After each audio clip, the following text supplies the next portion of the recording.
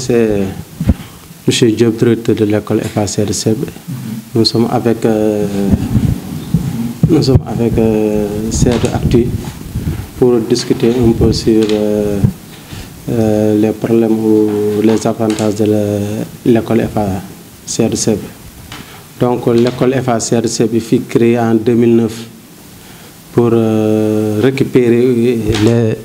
élèves qui n'ont pas accès à l'école. Encore les parents qui veulent que leurs enfants apprennent la langue arabe et l'enseignement religieux. De ce fait, l'école, depuis sa création, ne cesse de progresser. Au niveau de l'effectif,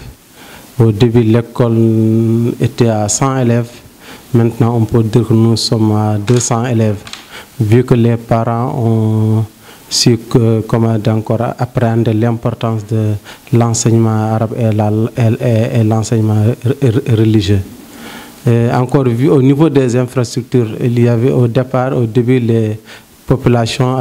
ont construit 4 salles de classe au moins. Et maintenant, nous sommes à 6 salles de classe. Et encore, il n'y avait même pas de toilettes. Et maintenant, nous sommes à 8 blocs. Et encore au niveau du matériel didactique, les parents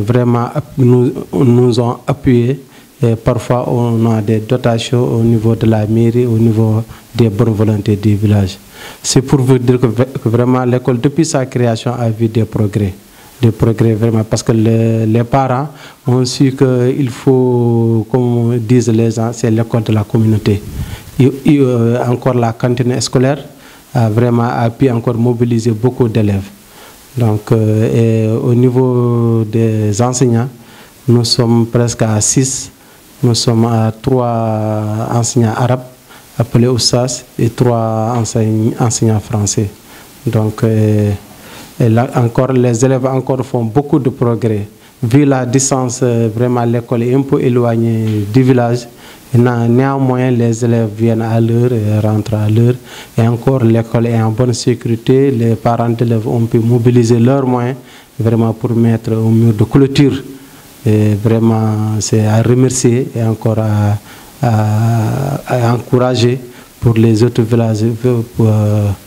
comme la situation de l'école FACR de Seb. Lancer encore un appel aux bonnes volontés. Et dire que vraiment les bonnes choses ne suffisent jamais. Il faut toujours aller dans le sens de la progression. Et nos salles de classe, il y a 4 salles de classe qui vraiment ont quelques difficultés par rapport aux fenêtres, par rapport au sol, par rapport à la toiture. Et encore nos toilettes sont en mauvais état. Et encore l'eau, surtout l'eau. Parce que vu la distance de l'école qui est, on peut dire 1 à 2 km, l'eau n'est pas abondante. Donc, de ce fait, les parents vraiment doivent faire beaucoup d'efforts même. Parce que nous sommes dans une région où vraiment il fait très chaud. Depuis le mois de mars, avril, mai, les élèves errent dans les maisons pour encore chercher de l'eau. On perd beaucoup de temps à présent, on peut perdre 45 minutes pour vraiment chercher de l'eau, effacer le tableau. Et à 13 h, les élèves ne faut même pas rentrer parce qu'ils ont tellement soif que vraiment on a même pitié pour eux. Donc au niveau encore de la sécurité, parfois pendant les vacances ou pendant les fêtes, il y a les enfants innocents qui ne savent même pas l'importance de l'école, nous viennent déranger nos portes, viennent déranger nos cadenas. Donc vraiment, ça, c'est à régler. Et encore, s'il le faut, nous aider pour avoir des volontés, des maîtres assistants, encore pour renforcer un peu l'équipe pédagogique. Au niveau des résultats, au début, l'école ne dépassait pas vraiment 50%, 60%. Et maintenant, vraiment, les par exemple, les 3-4 dernières années, on a eu 100% au niveau de CFE, au niveau de l'entrée en 6e. Donc c'est la mobilisation de toute l'équipe pédagogique. Vraiment, ce sont des gens vraiment qui sont disponibles et qui sont là tous les jours du matin et un soir pour vraiment aider les élèves à avoir le bon niveau. Et donc c'est à remercier encore, à féliciter l'équipe pédagogique de l'EFA de CERDECEP. Donc je tiens à remercier vraiment cette actu qui n'ont ménagé aucun effort pour venir entretenir et voir nos problèmes vraiment de l'école EFA CERDECEP. ñu ngi leen di nuyu di rafetlu seen teewaay di wax ne comme ni ko doyen waxee rek école franco-arabe mi ngi commencé yàgg ci dëkk bi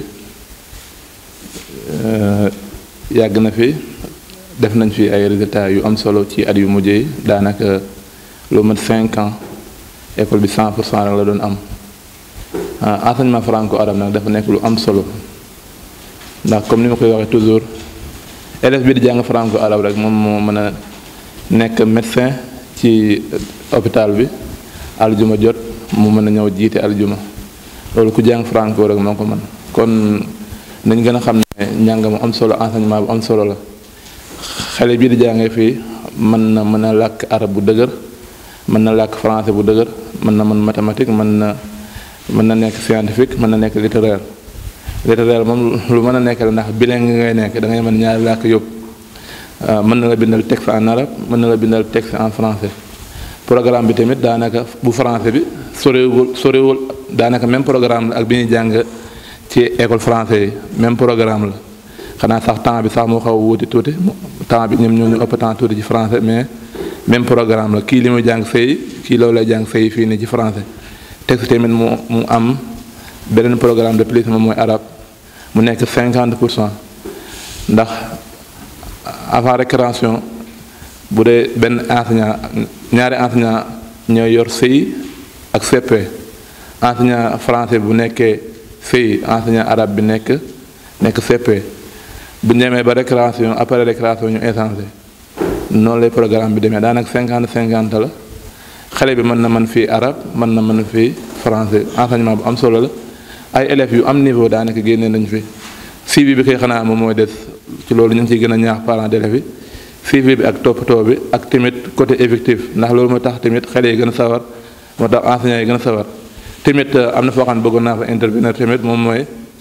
ñu bëri xamuñ école bi des fois sax dañuy jàpp ne école privée la te école publique la gouvernement bi moom moo ko fi def école publique la amul fay amul dara enseignant gouvernement bi moom mooy fay enseignants yi mooy fay ustaas yi moom mooy fay maître français yi ñoo bokk fi ñu leen di former tamit fi ñuy former maître français yeneen yi moom la ñuy former maître français yi di jàngale fii daanaka même enseignement la enseignement bii di jàngale fee mën na ñëw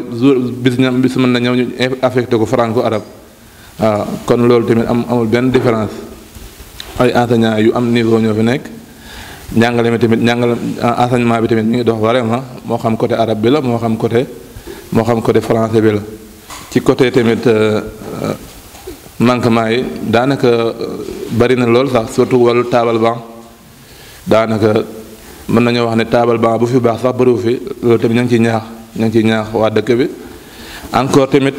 surtout ñi nga xam ne seen doom yi dañoo wàcc alxuraan am nañ possibilité pour indi fii seen élèves ndax koo xam ne mokkal na alxuraan bu ñëwee fii dana ko jëriñ lool ndax mën na mën arab mën na mën français aussi tamit mën na continuer jàng xam-xam ci dëkk bi ndax am na ñu fay jàngale xam-xam loolu tamit ñu ngi leen ciy ñaax koo xam ne waa yóbbu woon na doomam daara doomam pare su ko neexee indi ko ci école bi ndax enseignement bi baax na waaw am na boo yu am niveau yoo xam ne mën nañ la bindal texte ci arab tamit programme religieux bi tamit programme bu baax la ndax daanaka programme boo xam ne day yar enseignement bu baax la ay hadith yu baax nañu fay jàngale tamit siira tamit ñu ngi fay jàng histoire yonent bi ñu ngi fay jàngal tawhid di fi jàngal fiqh di fi jàng tamit alquran loolu yëpp ay mbir yu am solo la ku ko xamul rek moom moo koy réeree ku ko xamul maanaam enseignement franco rek yow yaay wax ne maanaam nekkul enseignement bu baax wala loo xam ne dafay taral élève bi wala loo xam ne élève bi bu ci nekkee keneen ki mën na ko raw naka noonu tamit xale bu fi am bac tamit université yaa gaa yéene bokk université bu dee scientifique nga soo bëggee suivre mathématique nga suivre mathématique su dee tamit littéraire nga mën nga dem fac droit comme ñeneen ñi ñuy demee fac droit te loolu tamit ay exemple yu bëri gis nañu ko fi. école franco arabe bi nekk fee Ndouloumaa ji daanaka am na benn magistrat bu fa génnee ñëpp tamit xam nañ Ngagne Demba Touré ki nga xam ne mu ngi ci gouvernement bi tey kooku tamit franco arabe la jaar kon nekkul loo xam ne day tardé élève wala loo xam ne keneen ki mën na ko ëppalee dara loolu tamit lu am solo la loo xam ne parents d'élèves bu ñu ko xamee tamit ba encore tamit am na ay école tamit ay école d'excellence comme français yi ni ñu amee Mariama Ba franco arabe yi tamit am nañ Mariama Ba waaw yu am solo la xale bu fi aay surtout xale bu jigéen bu fi mën a jàng Prytanée militaire tamit xale bu fi góor tamit mën nga dem Prytanée militaire mën nga dem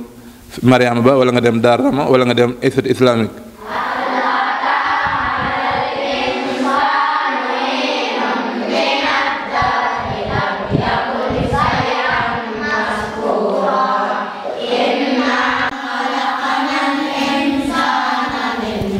fatin amsajin nabatali fajalnahu sami'an basira. Alhamdulillah rabbil alamin wassalatu wassalamu ala rasulillah.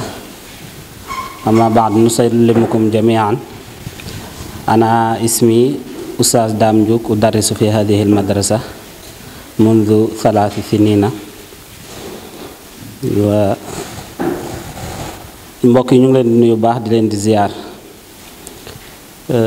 di am mbégte bu baax a baax jàkkaarloog yéen ci interview bi nga xam ne ñu ngi koy def ci école bi mu nekk école boo xam ne école bu am njëriñ la école bu am solo la franco arabe bu Seedu Sebbe. franco arabe nag ñu bari dañ ko xaw a réeree waaye bokk na ci école yi nga xam ni maanaam yi résultat yi gën a fës yi gën a baax ci kii bi ci la bokk ndax école bi bu ñu xoolee daanaka année yi passé yëpp résultat yu excellent lu lay am yu baax a baax yoo xam ni bu ñu doon xool ci région bi yi koy gën a baax le franco arabe yi ci yi gën a jiitu ci lay bokk. waaye nag ànd ak loolu yëpp ni ñu bari dañoo réeree maanaam njariñu franco arabe ndax dañoo jàpp ne rek ñu bari arabe kese lay doon wala yooyu waaye daanaka boo xoolee. élèves yi fi ne dañuy jàng maanaam même ki nekk classique bi li muy jàng moom la élève bi nekk fii di jàng ci français ba pare dolli ci arabe bi mun am niveau boo xam ne niveau bu kawe la boo xam ni du bokk ak ki nga xam ne moo nekk ci yeneen école yi kon élève bi dafay génn ci école bi am niveau boo xam ni niveau bu dëgër la ci côté arabe am niveau bu dëgër ci côté français te xam nga ni ki nga xam dafa génn nekk bilingue mooy maanaam yor ñaari langue bokkut ak ki nga xam ni dafa génn yore benn langue kese te jamono bii ñu toll dañoo toll jamono linguistique boo xam ni daanaka kenn ku ne dafa soxla ay langue yu baree bari pour mën a communiquer. arabe bu ñu doon xool ci langue mondiale fi mu nekk nii daanaka mooy 5e position lay doon kon langue bu am doole la kon man ko tamit xale bi fu mu nekk rek da koy indil avantage yu baree bari kadaalika français bi tamit noonu kon bu mënee ñaari langue yi rek ci avenir am kon mën nañoo jàpp ni da koy amal maanaam du bokk ki nga xam ne benn langue rek la génne maanaam kii furas yi mu am kii yi mu am avantage yi mu am pour ci suuxul amal bi li ñuy soxla ci liggéeykat moom fekk na maanaam lii da koy jariñ bu baax a baax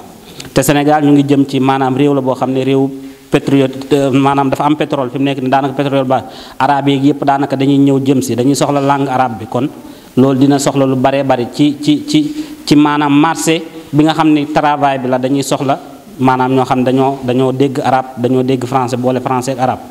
man mi ma leen di waxal génn naa def naa réew arabe waaye bu ma génnee daanaka ñi nga xam ne dañoo boole woon français ak arabe ñu bari fi mu nekk nii maa ngi ci am xarit yoo xam ne biñ ñëwee état ñu ngi liggéey ci état bi ñii ñu ngi ci affaire aj gi te ñoo lan ma leen ko may mooy dañoo boole ñaari langue ñoo xam ni première conseil bi nga xam ne moo yor ci affaire aj gi ak deuxième bi yëpp daanaka mën naa ni ñaari langue lañ yore comme ni ko oustaz limee léegi tamit wax na ku mel ni Ngagne Demba Touré produit franco arabe la mën nañ cee lim ñeneen ak ñeneen ñoo xam ne franco arabe lañ génne te boo leen gisee tey macha allah nekk nañ ci ay poste yoo xam ne yu kawe la ci réew mi kon franco arabe am na avenir boo xam ne mu ngi ci kanam mu ngi ñëw mboolem ku ci nekk rek te góorgóorlu yàlla mën na laa defal tawfiq bu baax a baax ba lépp loo xam ne ñeneen ñaa ngi koy xëccoo rek ci ay martaba ci ay poste nga man caa bokk yow tamit ndax kii bi njàng mi baax na kii bi baax na te aussi tamit bu ngeen xoolee comme effectif bi ni muy mel ci yeneen école yi melu ko fii maanaam da ngay mën a am liggéey am résultat bu baax a baax ndax effectif bi bariwul noonu boo xam ne da lay sonal boo liggéeyee rek di nga gis ne di nga am résultat bu baax a baax waaw bu ko defee rek liñ bëgg a dolli mooy maanaam école bi tey ki nga xam ne dafa nekk ca daara ja wala dafa dem ca internat ba mokkal alxuraan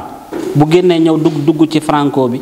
maanaam bu ñëwee daanaka du bokk ki nga xam ne dafa ñëw rek tëb rek dugg am 7 ans dugg di ramper classe yi benn par benn déedéet kii bu ñëwee day am niveau ba dañ koy mën a tëbal classe ba nga xam ne maanaam du fi yàgg te dina am lim soxla pour mën a génn daanaka teg am nañ fi ay exemple élèves yoo xam ne daanaka bi ñu ñëwee 2 ans 3 ans nga fiy def fi mu nekk ni yaa ngi CM2 pour mën a génn kii nga dem daanaka du jël sa temps bu baax a baax ndax booy génne daara ja rek booy ñëw daanaka sa niveau day nekk kii français bi mooy kii te alxuraan moom boo ko mokkalee lépp loo jàng day yomb moo tax daanaka ki nga xam ne dafa def daara ba mokkal alxuraan bu ñëwee daanaka du fi taxaw liggéey bi day yomb ci moom lool kon loolu mooy li nga xam ne bëggoon nañ koo yokk jéggalu bu baax asalaamaaleykum wa rahmatullah. نحن في درس القراءة الموضوع الجمعيات الريادية والثقافية صفحة 77 من يقرأ منكم؟ السلام عليكم، معكم أستاذ الحسن تشونغان، أستاذ في مدرسة إعدادية فرنسية عربية سيادة سبة مع قناة سيادة أكتي. نحييكم جميعا ونرحب بكم في هذه المدرسة. السلام عليكم ورحمة الله. mbokk yi ñu ngi leen di nuyu leen di ziara di ñëw rek pour waxtaan ak yéen ci lu am solo muy wàllum éducation wàllum jàng. ñu ngi ànd ak scène bi di Seedo Actu muy scène boo xam ne bu am solo la ci dëkk bi ñoom ñoo ñu seet si pour ñu waxtaan ci école bi nga xam ne moom la ñu nekk nii muy collège franco arabe Seedo Sebbe gannaaw bi ñu jógee ci élémentaire bi pour bëgg wane ne importance bi nga xam moom la njàng mi am rawatina na njàngam franco arabe léegi ñu bëgg waxtaan ak population yi rek ñu gën ñoo jàppale ci manquement yi nga xam ne moo am ci école bi ci côté yëpp nag. gis nga salle bi ñu nekk nii salle de classe la waaye ku xool xam ne salle bu xat la ay néeg la woon yuñ programmé comme loo gis rek bu amee solo dëkk buñ ko bëggee dañ ci def effort ñun tamit looloo tax rek dëkk bi tamit xam ne moyen demewut noonu waaye ñu wutal ñu fu ñu nekkandi ñu ngi fàttali suñ bopp waa dëkk bi xamal leen ne fii ñu defoon de xat na bu ñu amee fu ko gën nañ ñu fexee tabaxal loo xam ne vraiment danañ ci mën a nekk tey dana présentable comme école. comme niñ ko waxee rek képp koo xam ne am nga lu ñëpp doon wut franco arabe yombut comme niñ ko waxee ba doon lim ci région bi wala nga lim ci réew mi dëkk yi ko am bariwul waaw bu ko yàlla wërsëgalee Seedo nag war nañ koo jàpp bu baax waaw ñu gën koo jox yitte xam ne xale bi bu jógee élémentaire fii la jëm si waaw kon nag ñu surtout élémentaire ba nañ fexe ñu am effectif bu baax. bu ko defee bu ñu ñëwee fii tamit effectif yi gën a am doole bu ko defee état bi gën a xam ne suñu école bi école bu ñu jox yitte la ëllëg bu ñu bëggee lycée mën nañu yomb lool. jamono jii comme bu ñu doon wax ci création école bi bu ñu ci doon wax waa dëkk bi ñoom ñoo dem ba IA demandé ko comme ku mel ni man ku mel ni monsieur Diop di directeur CFA bi ku mel ni Oustaz Ndom ba ci ñoom Oustaz Jibril Congaan ñoom Seyda Awa Ndaw ñun ñëpp ñoo doon demandé lii ñu ne nag nañ def délégation dem IA pour waxtaan ak ñoom yàlla def nag IA tabaarakallaahu rafetal na ba nangul ñu ko suñ première année dañ noo ubbiloon benn classe ci lycée bi mu nekk 6e année bi ci tegu muy daaw ñu créel ñu collège franco arabe kon ñu ngi sant yàlla bu baax loolu nag bu fekkee ne am nañ ko te dëkk yu bari ñu ngi koy bëgg amuñu ko kon war nañ koo jàpp suñu fukki loxo ak juróom bu njëkk ku amaan CFEE jógee ci franco arabe bi da ngay dem dulumaa ji di génn di jàngi léegi nag comme que yàlla def na am nañ ko fii suñu dëkk dañ ko war a jàpp bu baax bu ko defee déwén ak jàmm incha allah rabbi suñu élèves yi nga xam ne ñooy def 4e ren war a def 3e ñu ñaan suñu borom defal leen 100% buñ ko amee bu ko defee bu ñu demandé lycée ñu mën koo am loolu daal lañ bëgg population Ceddo bi bay ci xel bu baax a baax waaye ñu jàppale école bi parce que école comme niñ ko waxee ay génération la war a defar kon nañ bay xel loolu suñu doom ñoo fi nekk suñuy jarbaat suñu ñun daal ñoo moom école bi kon ñun ñoo ci war a njëkk taxaw état naam am na lu mu war a def waaye yow bu fekkee ne da nga def demande état ne la tàmbalil yow da ngay fexe sa condition yi ñu xaw a tànne tuuti bu defee état bu ñuy am ci lu mu la fekk. asalaamaaleykum wa rahmatullah man Thierno Seydou Ka laa tudd man maay principal collège franco arabe Ceddo Sebbe bi bon bu ma ñëwee fekk naa ñu tàmbalee 6e au niveau du lycée bi ma ñëwee fi daaw laa fi ñëw bi ma ñëwee 6e bi continuer comme Assane ni mu ko waxee école élémentaire bi moo ñu envoyé ay élèves yu am entrée en 6e yu am CFE ñu ñëw jàngi si ñun bi ñu ñëwee ñu continuer 6e bi ak ñu créé 5e bi continuer waat ba ren jii nii ñu ngi ci classe 4e déwén incha allah dañoo war am 3e am ay candidats yi def BFM man nag li Assane wax li ma ci yokk daal mooy xam nga gestion xale yi dafa métti te bërëb bi ñu nekk nii dafa xat comme nu mu ko waxee courant moom waxuñu amuñu balaa ngay wax ay bagage wax matériel wax ay wax reprographie wax ay wax photocopie ay imprimante il faut nga am courant d'abord courant amul mooy li mu wax ni lycée daal moo ñu yore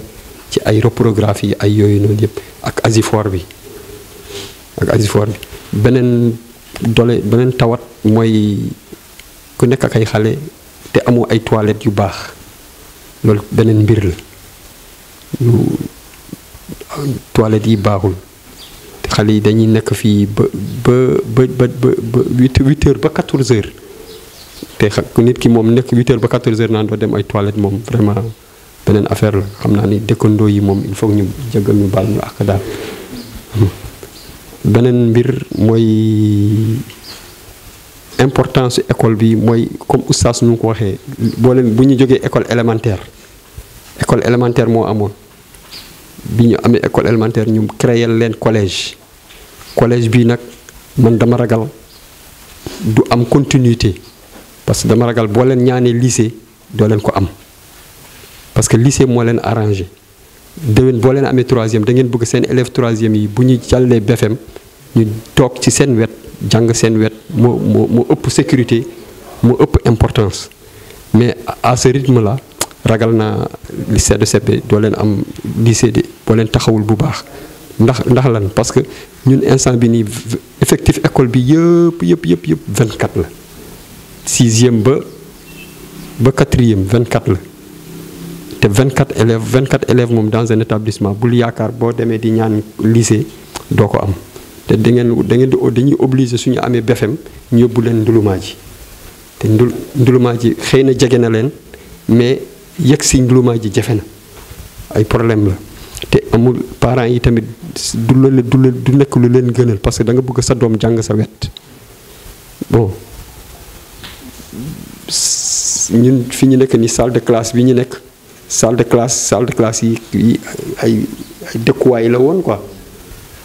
comme genre abri provisoire daal lañ fi nekk am nañu ay jafe-jafe yu bëri am na xëy na am na loo xam ne ñemewuñ ko fësal ñemewuñ ko wax mais courant bii moom ak ndox ak toilettes yi vraiment bu fekkente ni dañ fi nar a des déwén tamit nañ ñu toppatool yooyu ak yeneen matériel yi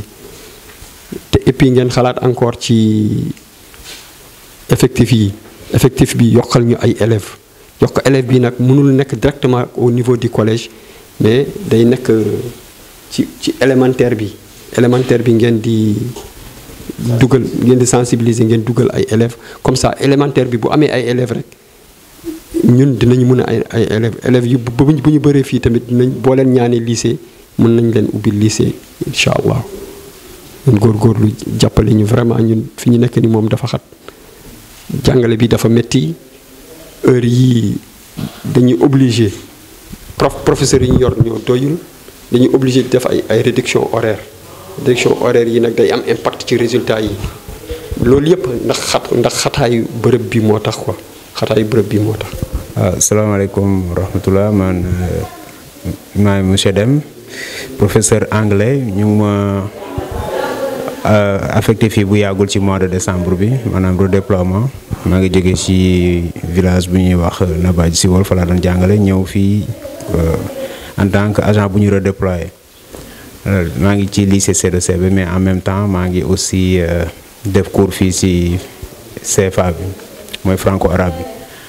alors mais bi ma fi ñëwee daal li ma gis mooy que ni franco-arabe bi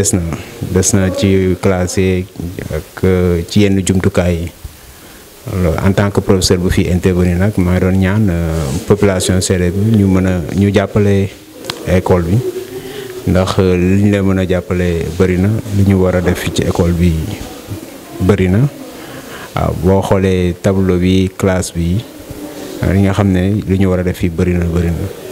alors que gisuñu kenn ku dul population séeréer ñoom ñoo si mën a jàpp ndax seen doom ñoo fi jàngi waaw te lii opportunité la boo xam ne am na dëkk yu bëri amuñ ko maanaam franco arabe di jàng arabe di jàngale comment dirais-je français anglais en même temps donc occasion yooyu boo ko amee da nga koy saisir def ko sa moomeel bopp nguur gi li mu mën rek lay def li si des population bi ñoo koy matali.